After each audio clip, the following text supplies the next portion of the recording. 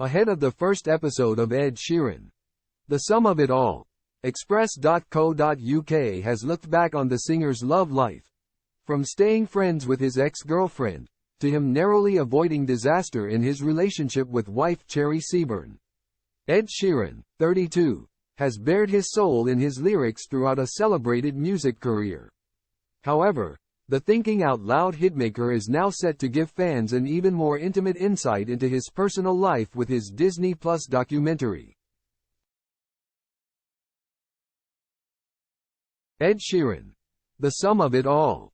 Ahead of the documentary's debut on the streaming platform, Express.co.uk has taken a look back on Ed's love life, which led him to his marriage with wife, and mother to his 2 children, Cherry Seaburn.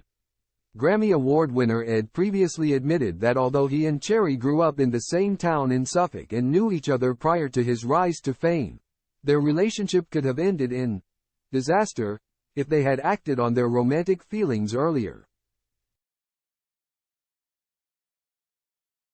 The British star was quick to correct Dax Shepard, 48, on an episode of his Armchair Expert podcast back in 2021, when the American actor branded Cherry his childhood sweetheart. Ed recalled on the podcast, "I dated girls in between and I feel that I learned a lot about dating, and I think had I dated Cherry from the age, oh, it would have been a disaster." Dax interjected, "Yeah," Ed agreed, before admitting that prior to his romance with Cherry, he was devoted to his high school girlfriend, who inspired songs from his debut album, Plus. The singer-songwriter went on to admit that he is, weirdly still friends, with his ex-girlfriend from school. Ed continued, "Because I did have a high school girlfriend who the first album is about.